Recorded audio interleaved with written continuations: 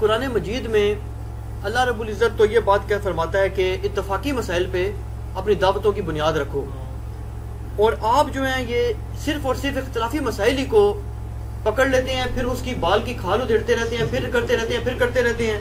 تو آخر یہ کیسا طریقہ تبلیغ ہے کہ لوگوں کو متنفر ہی کر دیا جائے؟ ٹھیک ہے جی، سوال مکمل ہو گیا. پہلی بات تو یہ کہ آپ کی بات بالکل درست ہے کہ قرآن حکیم نے جو ہے وہ دعوت کی بنیاد اتفاقی مسائل کے اوپر رکھی ہے. سورہ النساء کے اندر آتا ہے نا، اعوذ باللہ من الشیطان الرجیم، بسم اللہ الرحمن الرحیم، قل یا اہل الکتاب تعالوا الی کلمۃ سواء بیننا وبینکم الا نعبد الا اللہ. آؤ اہل کتاب ہم اس ایک بات پر اکٹھے ہو جائیں جو تم میں اور ہم میں کامن ہے، کہ ہم مت پوجیں کسی کو سوائے اس اللہ کے، اور ہم آپس میں ایک دوسرے کا رب نہ مان لیں. اور اے نبی صلی اللہ علیہ وآلہ وسلم اگر یہ منہ پھیر لیں تو تم یہ فرماؤ کہ میں نے تو اپنا سر اپنے رب کے حضور سر تسلیم خم کر دیا ہے. یعنی میں نے اس دعوت کو پہنچانا تھا، میرا مقصد، اور زبردستی منوانا نہیں تھا. ہم اپنے رب کے حضور سر تسلیم خم کرتے ہیں، ہم مسلم ہیں.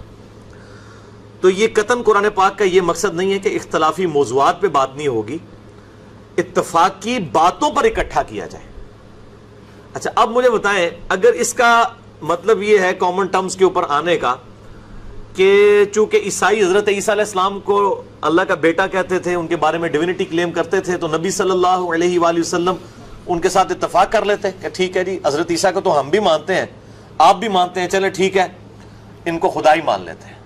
یہ قطعاً اس کا مقصد نہیں ہے. قرآن پاک یہ کہہ رہا ہے کہ بکس کے اندر جو دین ہے، بکتاب من قبل ھذا او اثارۃ من علم ان کنتم صادقین. اے محبوب صلی اللہ علیہ وآلہ وسلم سے فرماؤ میرے پاس کتاب لے کر آؤ، یا انبیاء کی کوئی وحی میں سے علم چلتا آ رہا ہو وہ میرے پاس لے کر آؤ اگر تم سچے ہو. تو کتابوں کی بنیاد پر جمع کیا گیا ہے، نہ کہ شخصیات اور نظریات کے اوپر. عیسائیت اور اسلام کے درمیان کون سی چیز یکساں تھی جس کی طرف بلایا جا رہا تھا؟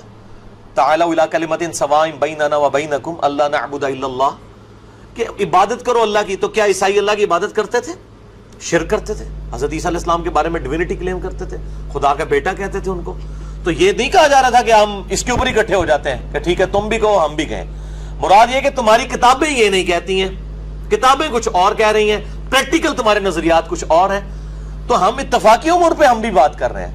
ہم جب کہتے ہیں اہل سنت کو، اہل تشیع کو، بریلوی دیوبندی، اہل حدیث، شیعہ، یا آگے حنفی، شافعی، مالکی، حنبلی، ہم کہتے ہیں کہ ہم بھی ایک بات پر اکٹھی ہو جاتے ہیں کہ ہم نے قرآن پاک کو اپنی کامن کتاب مان لیا ہے، یا اہل سنت کم از کم بخاری مسلم کو مانتے ہیں، تو ہم اس کے اوپر اکٹھے ہو جائیں. اس اکٹھے ہونے کا مطلب ہرگز یہ نہیں ہے کہ آپ کے باطل نظریات کے ساتھ کتابیں ہماری کامن ہیں ہم اس کے اوپر اکٹھے ہوں. تو ہم الحمدللہ اسی دعوت پہ چل رہے ہیں کہ آ جاؤ اس ایک بات پر جو ہم میں اور تم میں کامن ہے. کیا کامن ہے؟ کہ ہماری کتابیں ایک ہیں، کتابوں کے اوپر آؤ. اب اگر آپ ہٹ درمی کا شکار ہیں، آپ اپنے بزرگوں کے نظریات کے اوپر چل رہے ہیں اور ان کتابوں پر اکٹھے ہونے کے لیے تیار نہیں ہیں، تو اختلافی مسئلہ تو آپ خود کھڑا کر دیتے ہیں.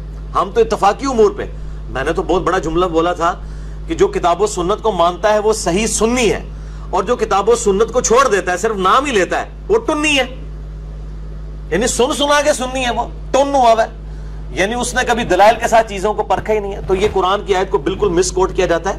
قرآن پاک میں ہے کہ اس بات پر ہم اکٹھے ہو جائیں جو تم میں اور ہم میں کامن ہے، یعنی ہماری کتابیں جس پر اکٹھی ہیں، نہ کہ ہمارے نظریات ایک ہیں. عیسائی اس وقت بھی، عیسائی اور مسلمانوں کے نظریات ایک نہیں تھے، کتابوں کا کہا گیا. اور آج بھی ہم کہتے ہیں ایک بھی ان ایمبیگوس سٹیٹمنٹ نہیں ہے پوری انجیل کے اندر یا تورات کے اندر جو توحید کے منافی ہو. غیر مبہم ہو سکتی ہے کہ دونوں طرف مطلب نکلتے ہوں، غیر مبہم بالکل کرٹیکلی جو توحید قرآن کے اندر بیان ہوئی ہے یہی تورات اور انجیل کے اندر، ایون ٹیمپر ہونے کے باوجود، ورنہ ہم یہود و نصارہ کو دعوت ہی نہیں دے سکتے تھے. تو ہم جو اتفاقی امور ہی کی بات کرتے ہیں، لیکن اتفاقی امور جن پہ ہماری کتابیں متفق ہیں، ان اتفاقی امور کو جنہوں نے اختلافی امور بنا لیا ہے، مجرم تو وہ ہیں، ہم تو کوئی مجرم نہیں ہے. اور پھر وہ ہماری مجبوری ہے جناب ان اختلافی امور کے اوپر بات کرنا. اس کی وجہ یہ ہے میرے بھائیوں، آج کے دور کا انسان جو ہے وہ جس تکلیف سے گزر رہا ہے ان اختلافی امور کی وجہ سے، اس کا مسئلہ یہ نہیں کہ اس نے نماز روزہ حج زکات کرنی ہے. وہ نماز پڑھنے کے لیے بھی نکلے تو آگے کتنے طریقے نماز کے، پھر فرقوں کے اختلافات، پھر کوئی کہتا ہے امام کعبہ کے پیچھے نماز نہیں ہوتی، کوئی کہتا ہے فلاں کے پیچھے نماز ہوتی، فلاں کے پیچھے، کوئی ایک مسئلہ ہے. تو یہ اختلافی موضوعات کو ڈسکس کرنا ہماری مجبوری بن چکا ہے، اور میں نے یہ فیلڈ اسی لیے اڈاپٹ کی ہے کہ یہ میدان خالی تھا. عام نوجوان آج کا جو جدید دور کا انسان ہے وہ تکلیف کا شکار تھا، اس کو سمجھ نہیں آتی تھی میں کہاں جاؤں، اور حتیٰ کہ کئی لوگ ایسے ہیں جو دین سے متنفر ہو گئے ہیں ان علماء کے کردار کی وجہ سے۔ اب ان لوگوں تک حق بات کو پہنچانا یہ میری ذمہ داری ہے، تو میں الحمدللہ تعالوا الی کلمۃ سواء بیننا وبینکم، آؤ اس ایک بات پر اکٹھے ہو جائیں جو تم میں ہم میں کامن ہے۔ تو میں کتابوں کے اوپر اکٹھا کر رہا ہوں، شخصیات کے اوپر نہیں۔ شخصیات جس میں ہم جمع ہو سکتے ہیں وہ محمد رسول اللہ صلی اللہ علیہ وآلہ وسلم کی مبارک ذات ہے، اسی شخصیت کی طرف ہم بلا رہے ہیں۔ تو یہ اختلافی امور تو یہ بنا دیتے ہیں، ہم تو اتفاقی امور کی طرف بلاتے ہیں، ہم تو کتاب و سنت سے دلائل پیش کرتے ہیں۔ ہم کب کہتے ہیں کہ یہ میرا نظریہ ہے؟ ہم تو اپنے محبوب صلی اللہ علیہ وآلہ وسلم کے ڈاکیے بن کے بات کر رہے ہوتے ہیں، جو صحیح بخاری میں حدیث ہے بلغوا عنی ولو آیہ، پہنچا جو میری طرف سے، خواہ ایک آیت ہی تمہیں آتی ہو۔ ہمیں جو باتیں پتہ چلتی ہیں پھر ہم حوالے بھی جو دیتے ہیں کتاب و سنت سے، ہم کہتے ہیں کہ اگر کوئی بریلوی ہے بریلویوں کا ترجمہ قرآن کا حدیث کا پڑھ لے، کوئی دیوبندی ہے اہل حدیث ہے شیعہ ہے اپنے اپنے بزرگوں کے ترجمے پڑھ لیں۔